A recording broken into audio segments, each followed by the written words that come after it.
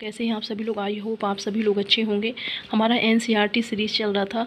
6th class की NCERT के बारे में हम चर्चा कर रहे थे। उसमें से 8 चैप्टर तक हो गया था। आज हम 9th चैप्टर का जो पहला पार्ट अपलोड हो गया था, ये सेकेंड पार्ट है उसका।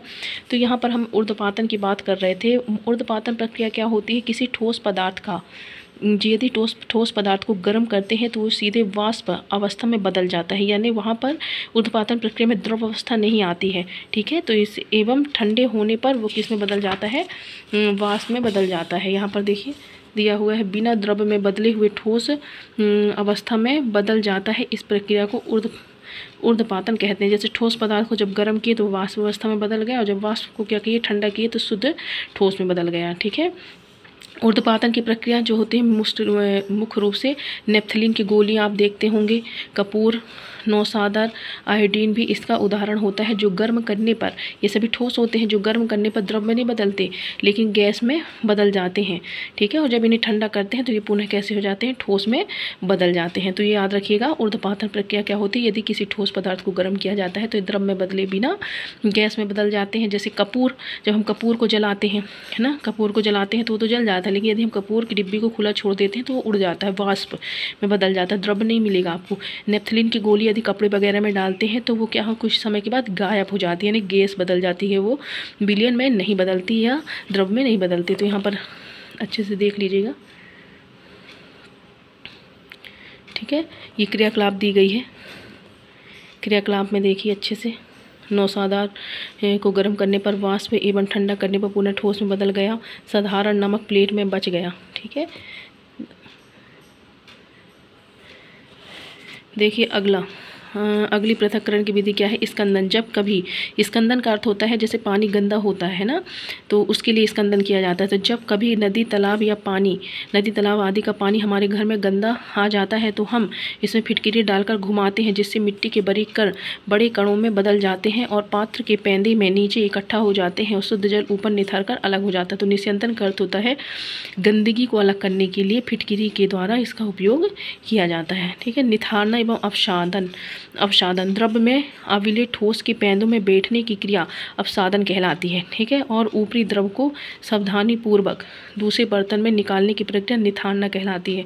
इसको आप ऐसे समझ सकते हैं, जैसे हमारे घर में हम पकाने से पहले दाल चावल आदि को धोकर इस विधि से अलग करके निथारते हैं। जब हम दाल चावल आदि को धोते हैं तो ये याद रखिएगा, ये जो उदाहरण दिए, इस विधि में पानी में से रेत एवं मिट्टी की अशुद्धियों को निथार कर अलग किया जाता है। निथारने की क्रिया का उपयोग पानी और तेल के मिश्रण को भी अलग करने के लिए किया जा सकता है। इस मिश्रण को हम पृथक्करण कीप के दौरान, अब देखिए ये जो पृथक्करण कीप दी है, तो पेपर में ऐसे पूछा जाता है कि निथारने की प्रक्रिया या पानी और तेल के विलयन को किस विधि के द्वारा अलग करेंगे? तो निथारने के द्वारा, लेकिन किसका? पृथक्करण कीप के द्वारा।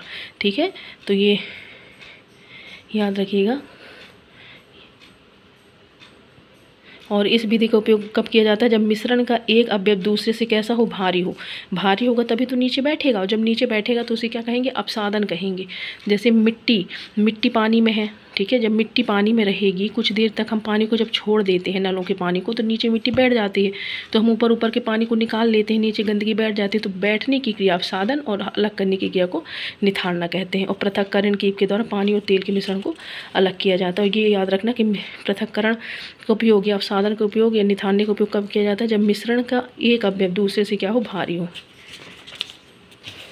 ठीक, ये अगर आपको वो समझ में नहीं आया तो एक बार आप इसको अच्छी तरीके से देख लीजिएगा। ये पूरी प्रोसेस दी गई है, पूरी 10।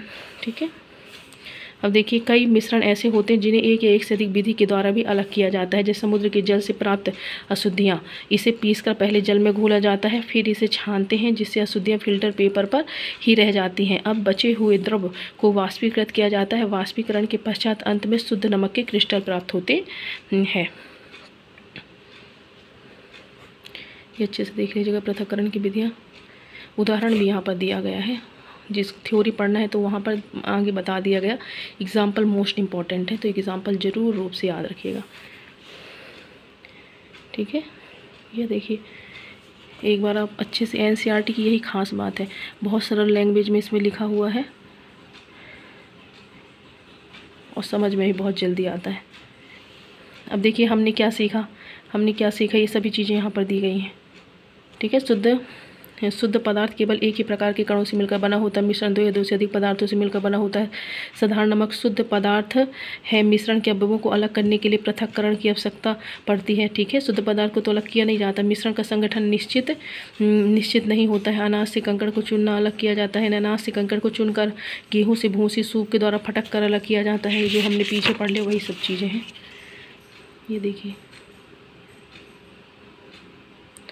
ठीक है, यहाँ पर कुछ क्वेश्चन भी दिए रहते हैं अभ्यास में, तो आप लोग देख लीजिएगा।